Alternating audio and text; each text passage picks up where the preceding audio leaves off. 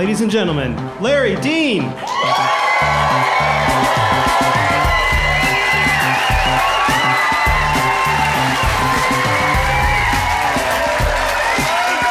you very much.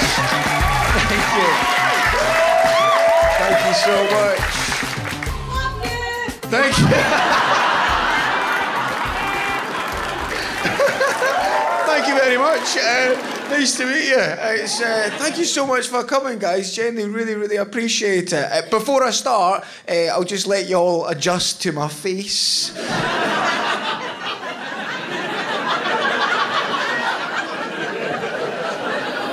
I look quite intense, don't I? I look like Medusa if she was in Train Spotting.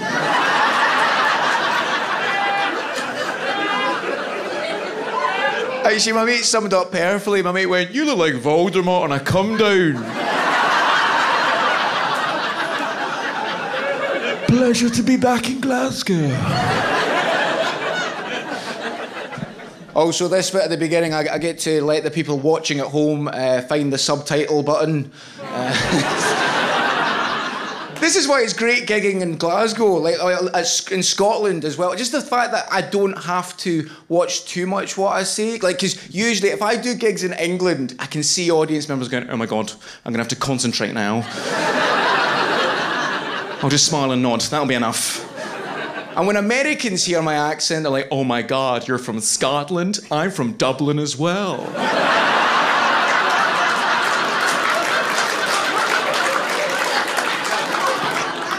But now that I'm gigging in Scotland, you're just looking at me going, "Are you Catholic or Protestant?"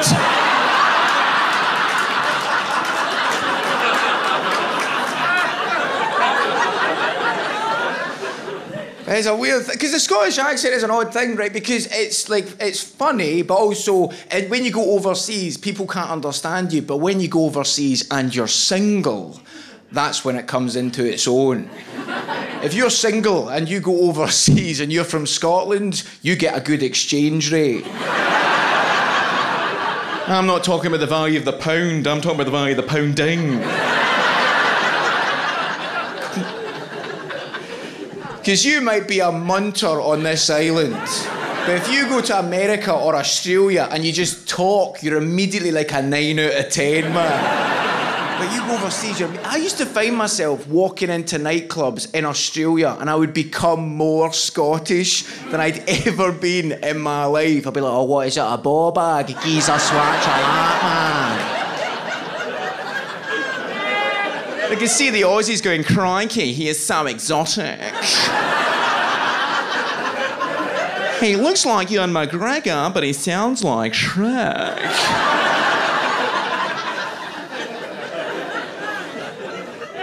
That laugh is amazing, by the way. I'm hearing it and I feel like I'm doing the bleep test.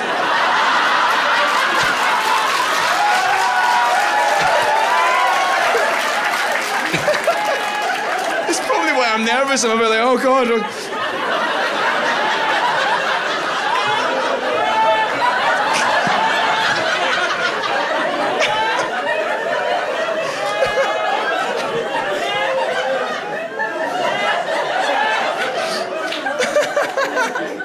I'm going to start the show in a second, by the way. I'm not actually starting it.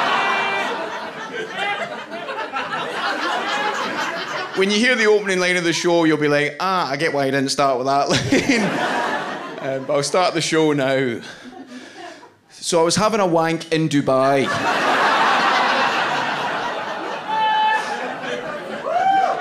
It's a good place to masturbate, and I was just outside having some lunch, lowered my cutlery and went, "It's time." That's enough vitamin D, time for some vitamin me.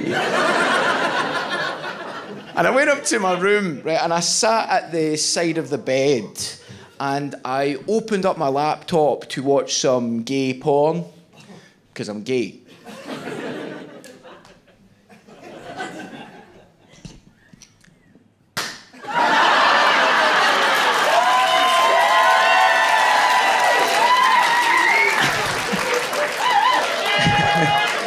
Oh, sorry, did that hit you, by the way?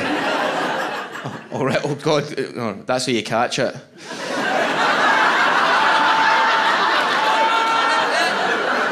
one bit of a party pop and you're like, cock.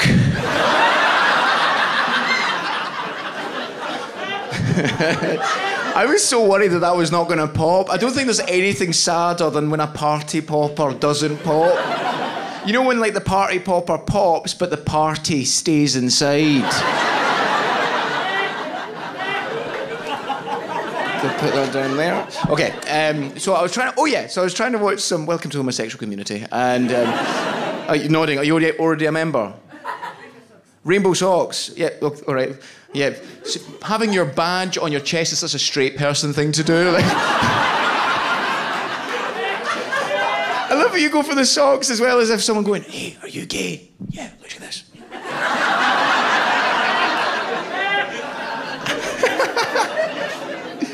Good for you having the rainbow socks. Actually, who is gay? Oh, cool. Like 5 or 6 of us, cool. And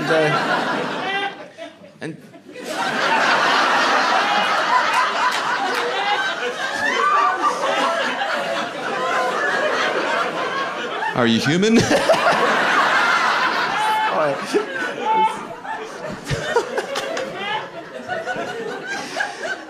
Can I borrow one of those socks? I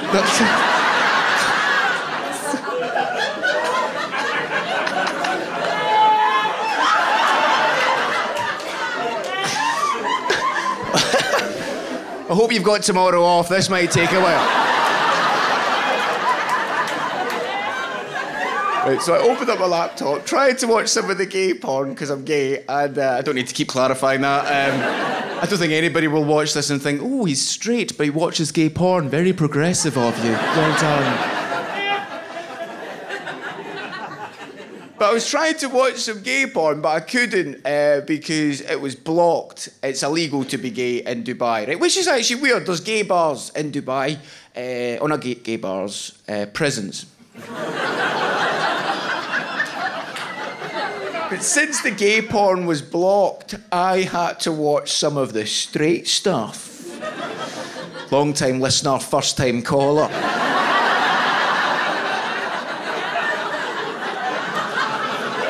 It's very weird watching straight porn as a gay Catholic. I was wanking and I was thinking, my dad would be so proud of me right now.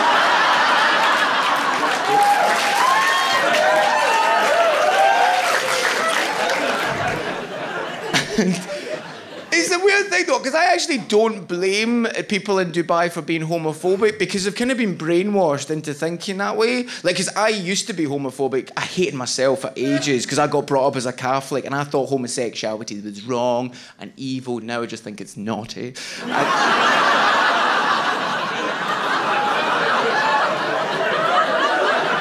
But I think most gay people have that thing of getting over the initial shame of it. Like, my shame run deep, by the way, because I was so Catholic and so ashamed of who I was that I thought of going to a Pray the Gay Away camp. And I know, but you know what you think of Pray the Gay Away camps? It's weirdly a catchy name. The name sounds gay-friendly. Like, oh, you're going to pray the gay away? Not today, but okay.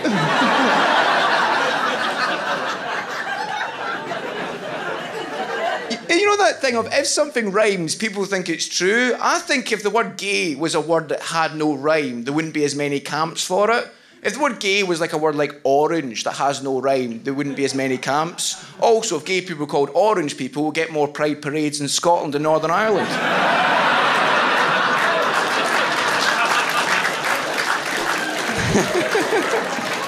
But Pray the Gay Away camps, they are so weird, man, right? And you can look this up when you go home, right? What they do is they measure you using a Kinsey scale, which is a scale of 1 to 6 of how gay you are. It's like, who measures anything 1 to 6? It's either 1 to 5 or 1 to 10. What must have happened is, it was originally 1 to 5. And somebody's turned up. And they were just so gay. Oh my God, he's a 6. It truly is the number of the beast. Just some guy looking like an inflatable man outside of a car dealership. Like...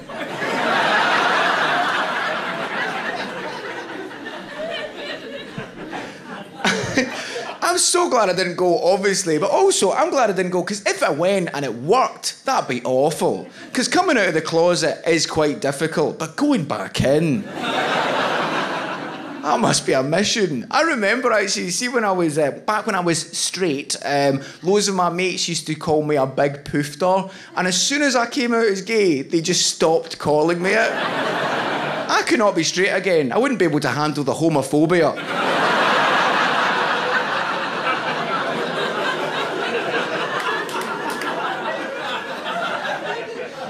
After the shame thing you get over, then you have the... well, gay people tend to have an identity crisis. The ones I know, I had an identity crisis. Basically, before I came out as gay, I was like, I have to be as straight acting as possible, right? You know, that straight acting thing, right? And then, as soon as I came out as gay, I was like, oh, I can be myself. And I was like, who am I? And so then I went really far the other way, and I tried to be camp. And I used to, like, go around with my wrists down. And I know I don't look camp, I just look ill. I did that for a while, and I got to go to Disneyland for free, so it wasn't all bad. But nobody thought I was gay, right? So I started putting my bum out as well. That's my problem. If I was camp, I would just look like a dinosaur. Just walking down the road like that. Oh, there's a sail on.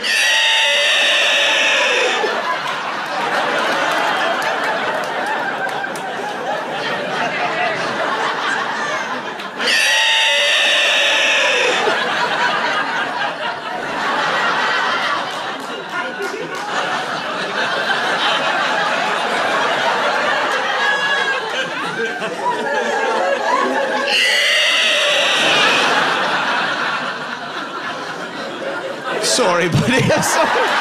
Sorry.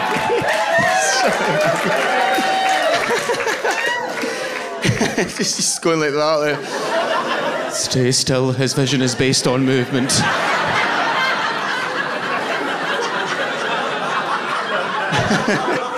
Are you okay? Okay, cool. Sorry. How was my flirting? Was that all right?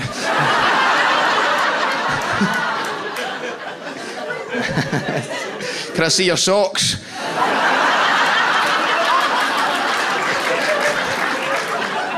I think the reason why I don't blame people in Dubai is because, you know, you can always learn something from somebody that you disagree with. I found that the same year that I was wanking in Dubai, I went out for tea with two murderers.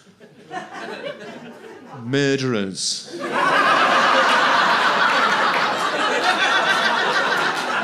Murders. One of them's my mate, by the way. My mate Zane, nice guy. You just so you know, it was in self-defence, right? To be fair to Zane. Also, I was friends with Zane before he murdered somebody. I didn't just see somebody getting brutally murdered on the street and I was like, oh, nice one, pal, fancy a pint? It was in self-defence, and I've been friends with him ever since I was a kid. And the way that this country works is if you do something bad, you go to jail for a bit, you get let out of jail once you're rehabilitated, and if you don't have any friends when you get back out of jail, you're more likely to reoffend. But loads of guys I went to school with, like really posh fuckwits, right? Really entitled guys were like, oh no, I can't, you know, they had that posh Glasgow accent. You know the one that just sounds like you're trying to yawn, but you can't quite finish it off.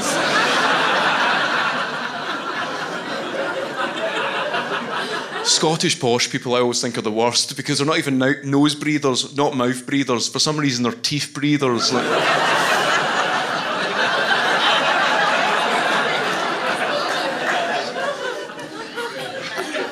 And they were going, I can't be friends with Zane anymore, Larry. I know it was in self-defence, but if my employer finds out that I'm friends with a murderer, I'll lose my job. So I can't be friends with Zane anymore because I'll lose my job. And I'm like, somebody's died in this situation and you're somehow making you the victim. Like, people need support when they get back out. And the way it happened was Zane was outside of a pub having a cigarette and this guy started attacking him. And when he started attacking Zane punched him.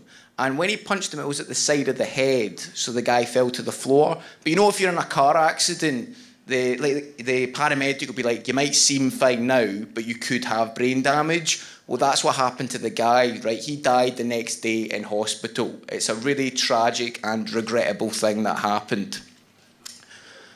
So we went to Starbucks.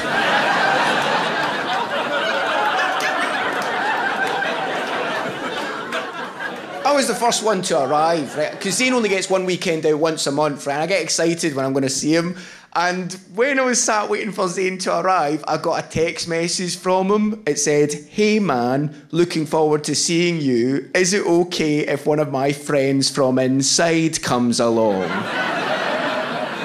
And I thought, well, I can't really say no, because Zane might get a bit defensive.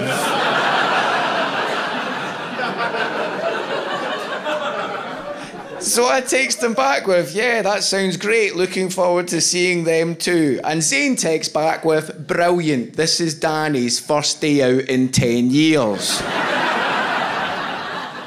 So immediately I start Googling on my phone. I start going, what do you have to do to get 10 years in prison? Because I'm thinking, I have no idea what this guy's done. Like, maybe, because he's got more time than Zane, so maybe he's murdered someone, but he does it on purpose.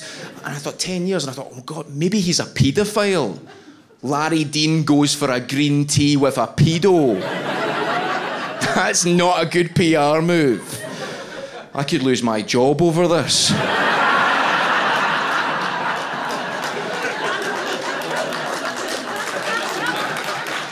And murderers or not, it's still a stressful thing. Mixing friends, it's always stressful. You know what I mean? Because we've all been to a stag or a hen do, and we've met our friends' other friends. And then we stop liking that friend. It's like, ugh, you're different around them. I'm not going to your wedding anymore.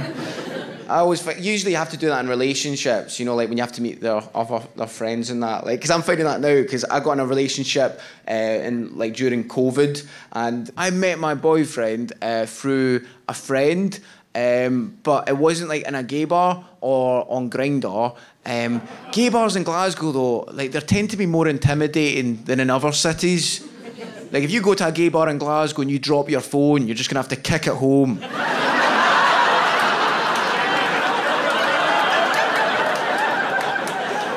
But it's the thing is, it's also, like, during lockdown, it's a difficult time to get in a relationship because you're trapped in the same house. It's like The Shining every single day.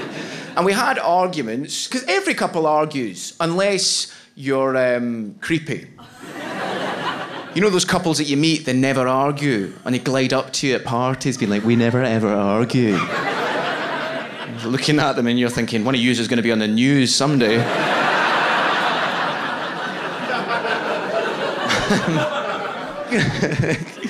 But I'm trying to do that as well. Also, because, like, you know what? By the way, in case any straight people are wondering, because a lot of my straight mates are like, oh, you're in a relationship with another guy. Oh, man, that must be better. You must just watch football and bum all day.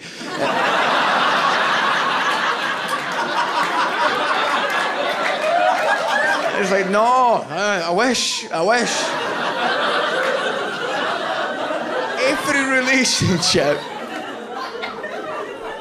Every relationship has the exact same dynamic. Whether you're gay or straight, it's always the same dynamic. Every relationship is always made up of an organised person and a disorganised person. And I can see who's in a relationship because you're now looking at each other going, you'd be living in a bin if it wasn't for me.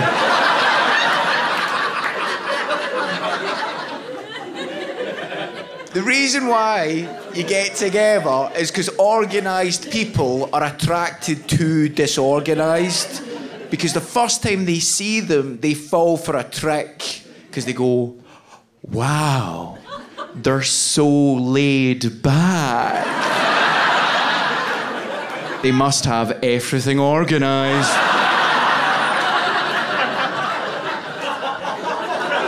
And then a few months passes, the smoke screen leaves you, and you're just left going, how are you not dead yet?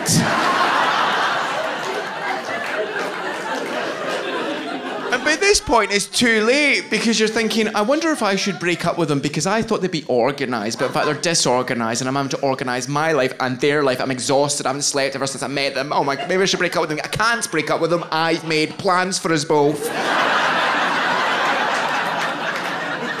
It's going to totally ruin that spreadsheet I made for us.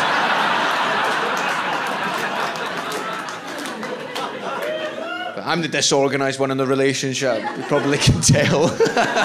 Big surprise. But you can usually tell, if you can't tell which one you are, organised people usually give themselves away in an argument, right? Because if you're like...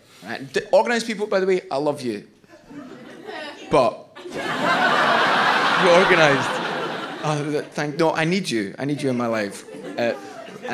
But when organised people are in arguments, and I'm sorry for this next bit, but in arguments, you're so sweet. I don't want to say anything bad about organised people, and please do. Okay, cool. Fucking bitch.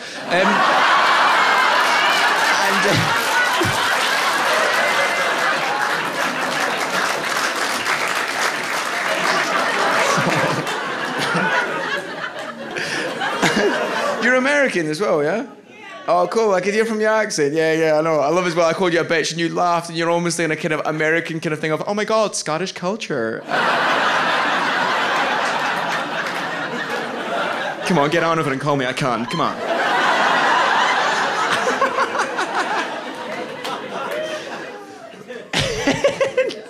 In arguments, organised people have this ability that freaks disorganised ones out. In an argument, organised people do the thing of they don't have to argue about things at the time.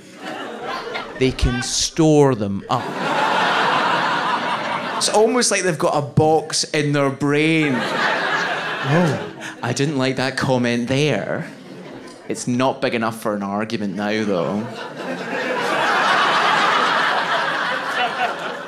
What I'm gonna do, I'm gonna take the comment that you just said, I'm gonna put it into this box, and then when we have a big argument, that'll be the ammo. There's no room for context in the box, I'm afraid.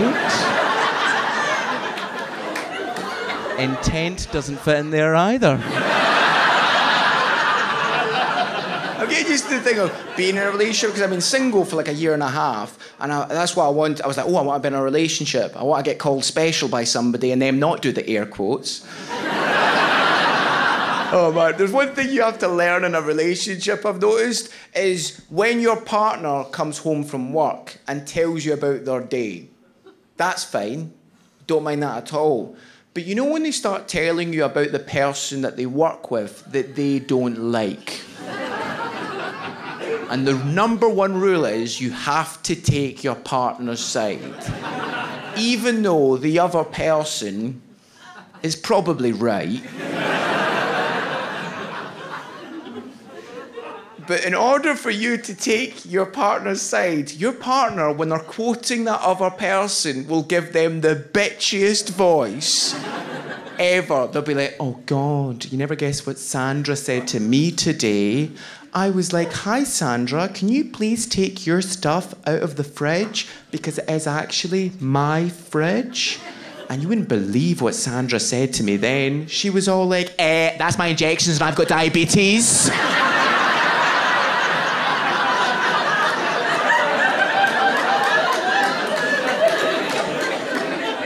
And I was like, oh, but Sandra, please, it's getting in the way of my sticky toffee pudding. It's inconvenient. And you wouldn't believe what Sandra said then. She was all like, excuse me, I don't want to die today. And you're listening to this, and you're thinking, if you were to read the transcript of that conversation, you'd be like, I think Sandra had a point here. But you can't say that, because who knows what voice they would give to you. That's one of the main rules of the relationship. I never expected as well to go out with a posh person with a job. Well, my mum's very posh. She's a posh Scot. My mum talks like this. If you have heard a posh Scot talk before, it is like this. So my mum sounds like a whale. She's one of those posh people that don't seem to have any bones. Like, You know the ones you see them like gliding through Waitrose, like. I have to do that again because you won't know what Waitrose is in America. Gliding through the mall. My mum's so... I love her laugh, though, right? Her laugh's amazing. And I know you're not going to think it's that amazing compared to other ones we've heard tonight.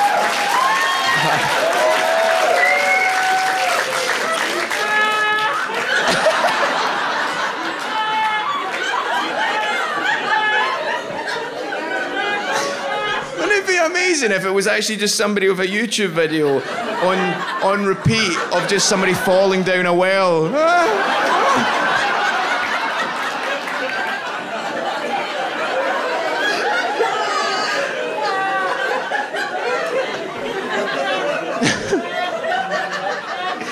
Just turn the lights on, it's just a truck reversing.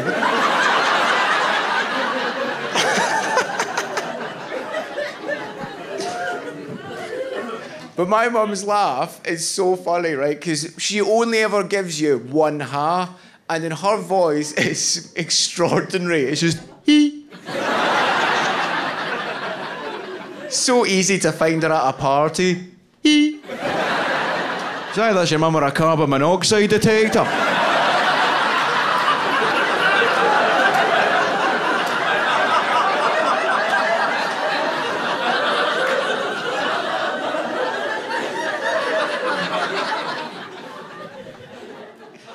Sometimes you get a few ha's off of her. She'll be going, hee, hee, hee, hee, hee. I can never find her at the supermarket.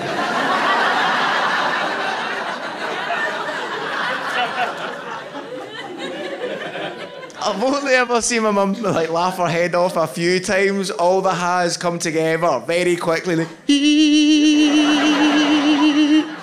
My dad was sat next to me and goes, Jesus, Mary, you sound like a metal detector.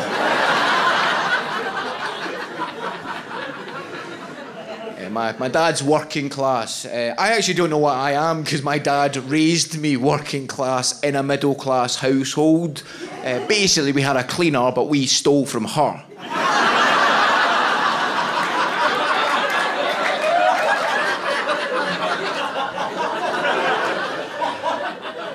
But they are very funny. They've got good banter, my parents. Like, you know that mate, right? My parents are this, right? You know that mate that if they think you're wrong about anything, they'll bet you £10 on it. Be like, oh no, mate, you're completely wrong. Bet you a tenner. They bet on elections, which makes it more interesting when it's not going your way. At least, like, they always vote Conservative though. And obviously I'm not a fan, right? And I did try and change my mum's mind. I was like, Mum, why are you voting Conservative? And Mum was like, well, Larry, when you get older, you become more right-wing. That's why I think the Conservatives never win in Scotland. We do not live long enough.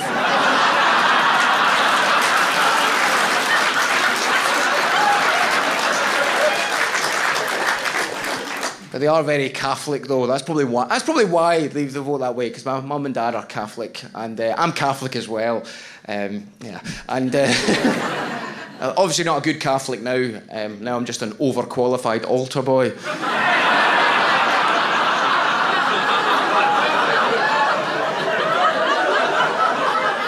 So I hope I didn't offend any pedos in the audience with that joke there.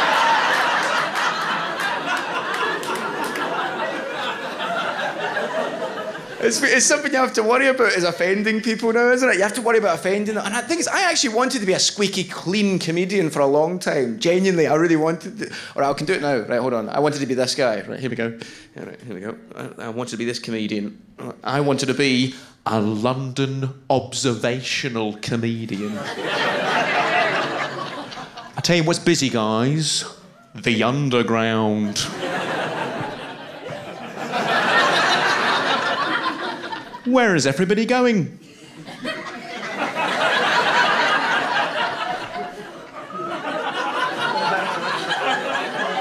You could take a car, couldn't you? But a congestion charge, get lost. I was in King's Cross the other day and I was like, King's Cross? Why doesn't the Queen cheer him up then?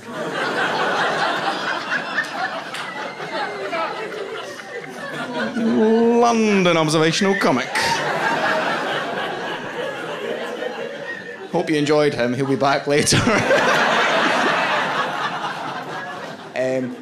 Oh, by the way, Scottish people, do you know that English people tend to think we're backwards? It's so weird, because when I moved down to England, loads of Londoners were like, oh my God, have you just moved down from Glasgow to London to escape homophobia? Are you a gay refugee in London? As the Scottish people are not homophobic, we've got a rule in this country. It's either you're a good cunt or a bad cunt.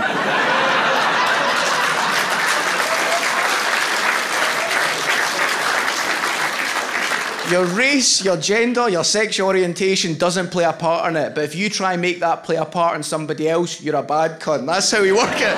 It's a really simple system. I think, though, Scottish people just love proving other people wrong. We love it so much. I think we probably used to be homophobic, and then somebody told us that we were. We're like, all right, you think we're homophobic? I'm going to have sex with this man just to prove England's wrong.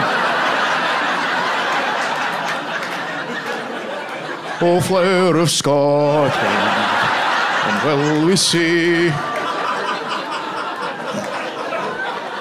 We don't even need to use the word gay in Scotland. We've got... Scottish people have this strange ability. They can describe somebody as a homosexual by using any noun. All right, is that guy a bit of a blueberry? There's a set of maracas over there. English people can do it, but they can only use activities to describe somebody as gay. Be like, oh God, he's the kind of guy who likes to leave the windows open. Oh, Barry loves a fundraiser. Bet you wear your slippers round the house.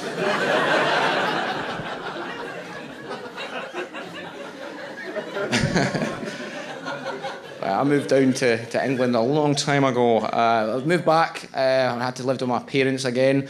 And oh man, the banter was too much. I had to move out again. See, living with my mum, that's the thing, right? My mum would take the piss out of me, which I'm fine with because I make fun of her voice. Because me and my mum don't always see eye to eye because hers at the side of her head. We all joke.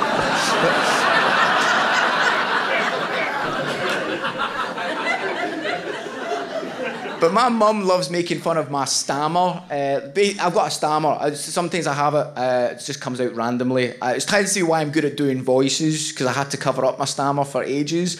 And my mum loves the fact I've got a stammer. I was on the phone to her yesterday, right, and she was at the shops. I was like, Mum, are you at the shops? I was like, yeah, I'm at the shops. What do you want? It's like, can you get me a sandwich and a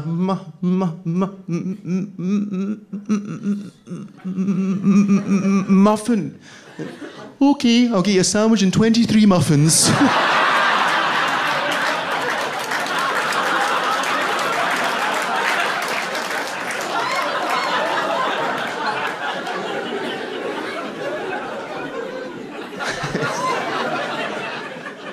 No comeback to that, it was too good, wasn't it?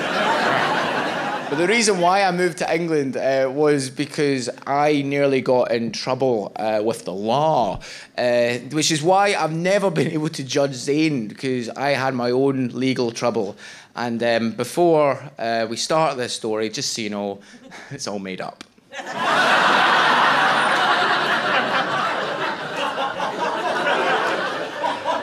Me and my friends stole money from a bank. I can't say the name of the bank, obviously, so let's just call the bank Adam. So me and my mate stole money from Adam by taking money from the bank's accounts, like, because banks have their own accounts, and I took lots of things. We had somebody working in the bank, and I had such low self-esteem. I didn't want to take the money, but I was like, I'll have the money and I can give it to people who I want to be my friend. It's so pathetic, though. That's self-esteem issues part one. I think it was because I was a virgin for too long. I think, like, that messes with your head. If you're a virgin for too long, like, you know there's a minimum age you can have sex at. There should be a maximum you have to have it by. If you're 20 and you've not lost your virginity, the government should get involved. Because sex is like chicken pox. If you don't get it when you're younger, it is going to scar you in later life. But it made me the most unconfident person. I hated myself for so long. I don't hate myself anymore, but I hated myself so much. Even like during sex, when I started having sex, I would pretend I was somebody else because I would feel sorry for the other person. Because I'd be like, ugh, they want to have sex with me, but I'm me. I would never have sex with me, so there's something wrong with you. So I would pretend I was somebody else during sex. Have a guess who? I've been going to Starbucks a lot recently, guys, and I've noticed something. I like my sexual partners the same way I like my coffee. Having someone shout out the wrong name when they give it to me.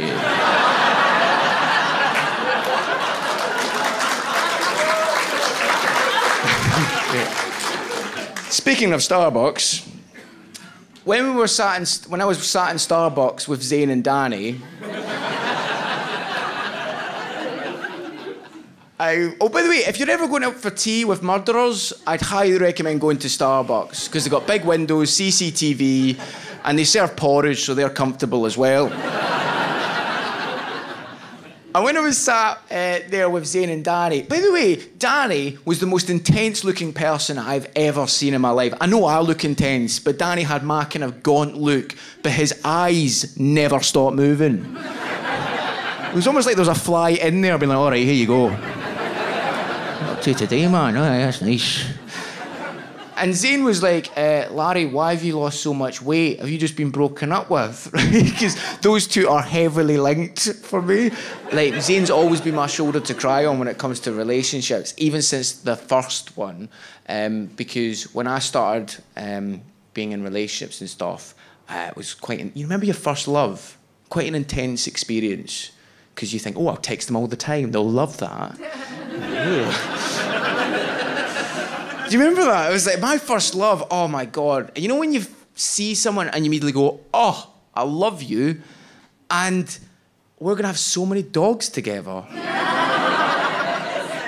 I had that with this guy, and then one day, ghosted me. Never heard from him ever again. And I was like, oh, I know. And I was like, I thought those 2 dates went brilliantly. Ghosting, if you don't know, is you remove all communication from the other person. You block them on everything and you never hear from them ever again. And he ghosted me, right? And I don't want to like badmouth him or anything like that. So I'm not going to tell you his name, right? So let's just call him Royal Bank of Scotland.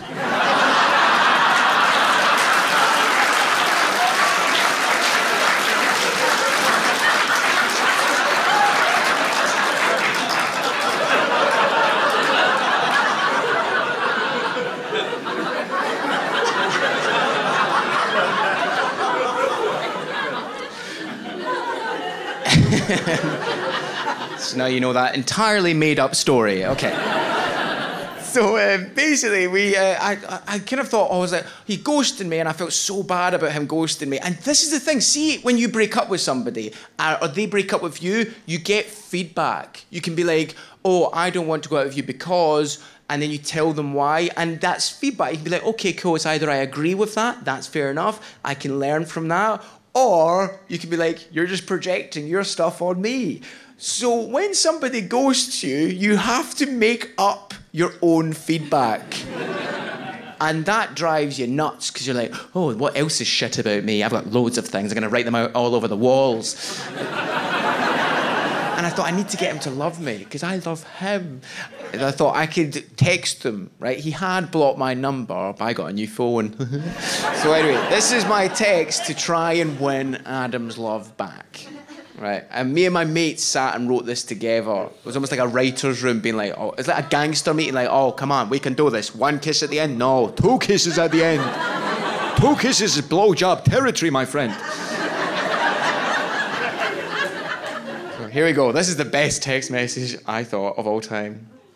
Hey, bud, comma. Am I formal or informal? Who knows? Hope you're good. I'm back from my tempestuous stint in Australia. It was fun hanging out before. It would be great to see you again if you're keen. I'm in London on the 8th to 10th of May. So if you're around, let's do this. Oh, you poor thing. All right, if you think that's bad, the last bit. Peace.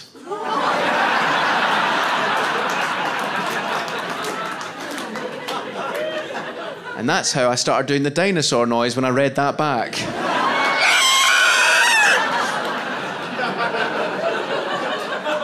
When I put peace, I was like, that's the cringiest thing I've ever put at the end of a text message. But you know what? 3 days later, he texts me back. And I was like, Does 3 days, that's okay. It does take some time to assemble a group of writers together. And then he takes me back with this. Hey, Larry, comma, what a dick.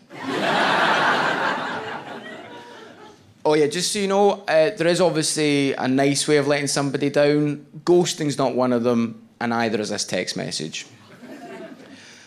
Actually, you know what? I'll just read it, and you can be the judge. Okay, I'll be neutral. I'll just read it. Really sorry.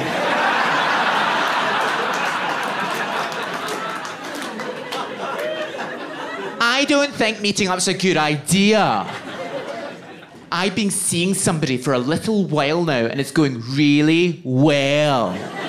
Can you believe the audacity? I wouldn't want to jeopardise that by seeing somebody that I saw once or twice. It was fucking twice.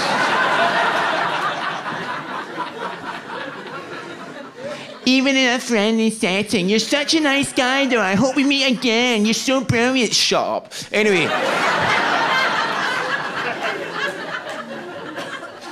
10 years ago, and it still doesn't sound any better.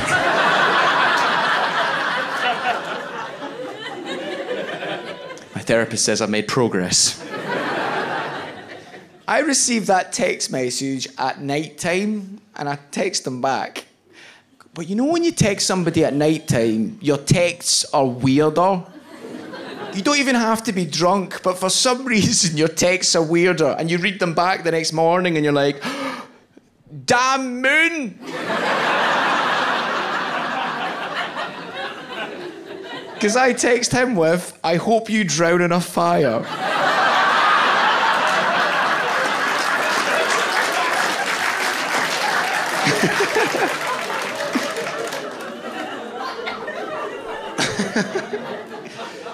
Right, see, by the way, see whenever I get broken up with, the reason why Zane asked about that was because whenever I get broken up with, I lose so much weight. I think it was because I was like overweight as a kid and then I get picked on for it. So whenever something bad happens, I'm like, oh, it must be because I'm fat. It's because I've got body dysmorphia. Like, body dysmorphia, if you don't know, is like the way that you see me is not the same way I see myself. Right, so you're looking at me, you probably see a skinny white guy. A lot of the times I look at my reflection, I see a fat Chinese lady.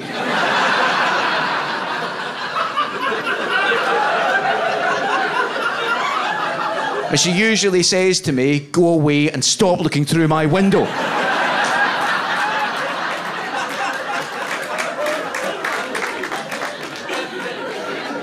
So after the whole, like, I'll just call him Adam, right? After the whole Adam breakup, after the whole Adam ghosting situation, I was like, I'm going to lose loads of weight. So I was losing so much weight. My self-esteem was so low. And it was before I came out as gay, so I couldn't tell people why I was sad. And I thought, I'm just going to have to tell people why I'm sad. And I told my parents, I came out to my parents because of that. And when I came out to my parents, I was sat at the kitchen table with them, and my dad was there and my mum was there, and I told them I was a bender. And it just went silent, and my dad stormed out of the room in a really bad mood. And I thought, oh man, they hate me now. It's going to be weird around the house, because they're Catholic as well. I'm going to be the sinner of the family. And at that point, my dad came back into the room, and then he handed my mum £10.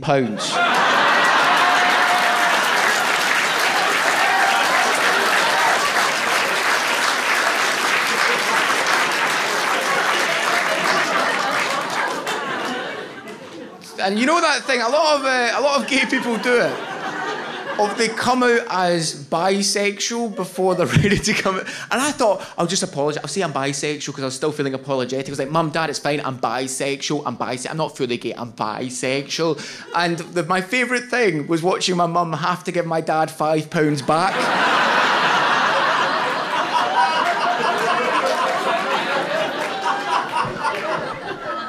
Right, anyway, we'll go back to the murderers, right? And so when I was sat in Starbucks with Zane and Danny, right, and Zane was saying, Larry, why have you lost so much weight? Are you going through a breakup at the moment? And I thought, you know what, I'm not going to tell him this whole thing because I was trying to learn how to deal with it by myself. I'd already told Zane breakups before. He's usually my shoulder to cry on, but I thought I'll leave it. He's got his friend here. And I went, no, I'm still in a relationship, Zane. Yeah, I'm still in a relationship. And when I said that, Danny went, all right. Is your bird hot, eh? And I was just about to reach for my party popper.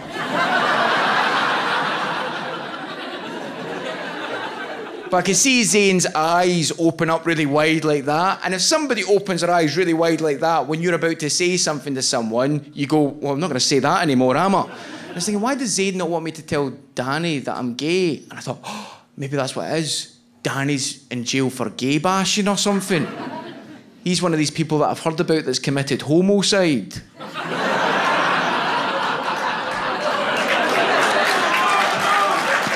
Larry stole that joke from me, I'll have you know. Lunge, an observational comic. So I thought, you know what, it's okay, I can pretend to be straight, I can do this, because I did it for 23 years, and also I've been watching quite a lot of straight porn recently. And when I was wanking in Dubai... Wanking in Dubai, sing along if you know the words. Wanking in Dubai, just wanking. That'll ruin Singing in the Rain for you. So I've noticed actually I'm hunching on this side because I'm talking about masturbation. Have you noticed that when men masturbate, they hunch over like that? Men look like cavemen when they masturbate, just like that. Like, the only thing a man ever looks like he's missing when he's wanking is a lantern.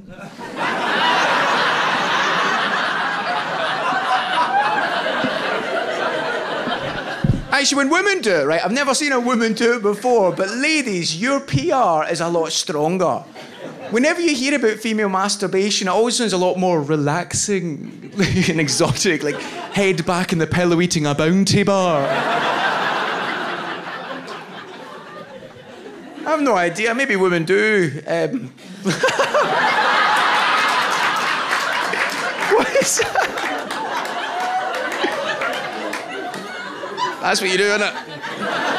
Like you're looking for Peter Pan.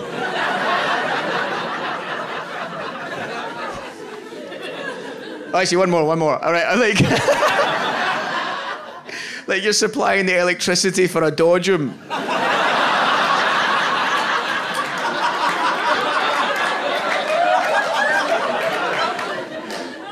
Loose change in a vending machine now. We can do it all night. Sorry. But yeah, it's a lot better. Because also when I was watching this, when I was in Dubai, and I was watching straight amateur porn in Dubai, because Dubai, as we've clarified, don't like people of my kind. They're not fans of level 6 strawberry cheesecakes.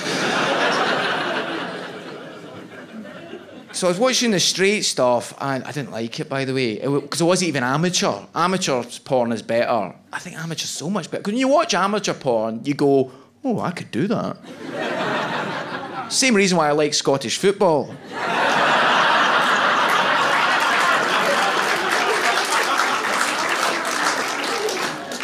But the professional stuff's terrible, because they talk during it.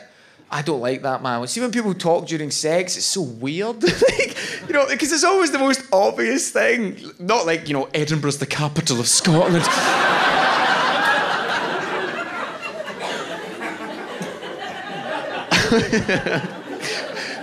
Right, okay, we may as well enjoy this bit, because I can't imagine we'll ever keep this in, right? But you know what?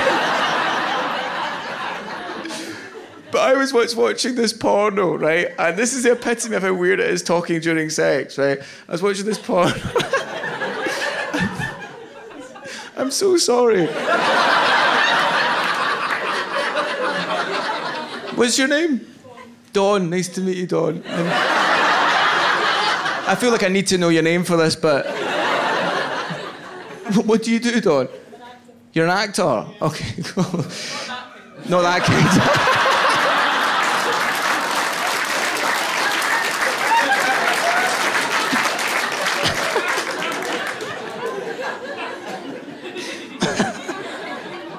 Oh, good, because I was like, oh, technique, come on, tell us, Dawn. Right, so when I was... I can't even look at you, Dawn, I'm so sorry. Right, so when I was watching this porno, that's the bit, isn't it? Isn't it weird that I can talk about 2 murders, but this is the most difficult part of the show? Right, so when I was watching this porno, right, the person was doing this, they were going, oh, I'm tight. My bum hole is so tight. Like, of course you're tight. Everybody's bum hole is tight. If that wasn't the case, it would be chaos.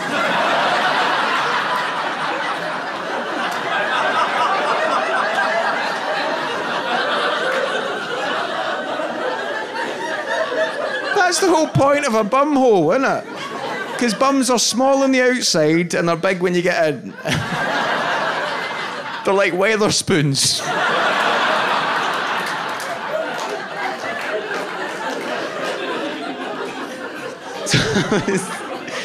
So I was watching this straight amateur porn in Dubai, right, and doing my thing. And when I was doing it, a knock on the door happened. I thought, I better answer that door because they might have a key to the room. So I got up quickly and I put my willy down in between my legs, like tucked it. It doesn't usually go anywhere else. Oh, I better hide that. There we go. But I put my willy down in between my legs and I pulled my trousers up and I started walking towards the door like that. Like the way that your auntie dances at a wedding. Usually with one hand with sausage rolls and a napkin. Trying to get other people to do it with her. Like, oh, come on, Agnes, Simply the Best, it's your song. So I walked up towards the door like that, and I opened it up, and a guy was just standing there, and he handed me a chocolate bar, and then walked away. I still do not know to this day why he did that. I've never been so paranoid in my life, because I took the chocolate bar off and shut the door, started walking around the room thinking, oh my God, maybe there's a camera in here. They've seen me watching straight porn, and now they're training me like a dog to do it again. Good boy.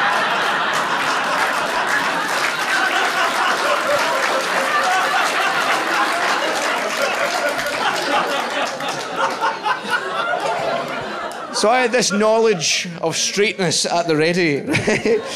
And when I was sat in Starbucks with Zane and Danny went, is your bird hot, aye? I went, aye, Danny, she's really hot. Larry Dean, BBC News, Straightville. I found it mental though, right? Really weird, because I was like, is your bird hot? Who has ever answered that question being like, no, she's a munter?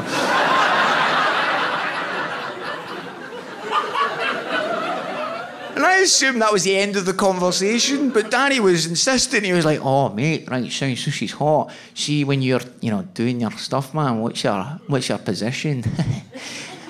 And I was like, missionary? All right, I like doing them up the arse. Hear how the tables have turned.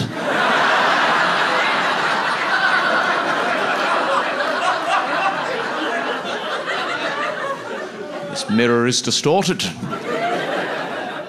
And Zane went, I've got to go to the toilet, guys. Sorry. Which obviously is weird, apologising going to the toilet, but I could see Zane didn't want to leave me and Danny alone together because he's like, that situation is not going to work out well. It was almost like Zane needed to figure out the riddle of the fox, the chicken, and the seeds. So, all right, maybe if I take Larry to the toilet with me and leave him there, I'll go back and get Danny and then leave him there, take Larry back to the table. But Zane just left us. And when I was sat alone with Danny, I started getting more nervous because his questioning began to get more intense. He was like, so, Larry, can I see a picture of your missus? And I was like, no, my phone is like, it's broke. And he's like, oh, all right. And I was like, aye. And I probably should have put my phone on silent at this point. And my phone did go off, right? And Danny looked right through me. He's just like that. His eyes stopped moving. I was like, oh my God, he's going to kick the shit out of me now. I'm done for, I'm a dead man. But I realised there was 2 police officers in Starbucks at the time. And I was like, brilliant. He can't do anything while there's 2 police officers in Starbucks. And we're just sat in silence, me and Danny, right? Being sat in silence with somebody you don't know very well when you're mixing friends is a bit awkward. Imagine silence for a minute with a murderer. And I'm like, oh, he's going to kill me. And when the police officers were chatting, we could hear what they were saying. And one of them said to the other, oh man, he's such a poofter. Right? And obviously I heard that because it's got a buzzword in it. And I was like, poofter. I'm not okay with that, but I'm in the middle of something. Please stay there. And Danny went, excuse me, officer, did I just hear one of you say the word poofter? You're wearing a uniform, you should be setting an example. Using derogatory terms like that is unacceptable. I can complain about this. And I was like, oh, maybe Danny's not in jail for gay bashing after all. Maybe he's a paedophile, there's still hope. The police officers just ignored him and walked out, and I was like, oh man, I can't believe I've judged Danny the whole time. And I was like, Danny, mate, I'm really sorry. For some reason, when I was going to tell you I was gay, Zane did these big eyes, and I freaked out, and I thought you were a homophobe. Sorry for I thought you were in jail for gay bashing, to be honest, mate. Sorry for thinking you were a homophobe. And Danny went, I don't like gay people, I just hate police officers a lot more.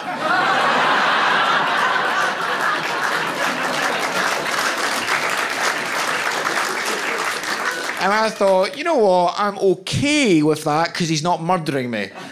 I'm better off than I was 5 minutes ago. And we ended up chatting, me and Danny, and we got on all right, and I learnt something off of him. Well, first of all, my first question to Danny after that was, what were you in jail for?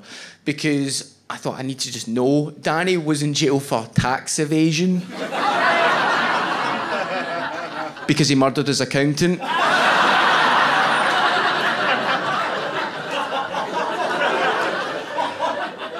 But we got on all right, and this is the thing, you can always learn something from somebody you disagree with, right? Because even though I don't agree with Danny being homophobic and I don't agree with him murdering his accountant, I learned something off him that day that I'm going to remember forever. Because Danny was supposed to do 8 years in jail, but he did 10 because he got caught smuggling stuff into prison. Danny was smuggling mobile phones that had porn downloaded onto them so the prisoners could watch porn. When I heard that, I thought, wow, next time I'm in Dubai...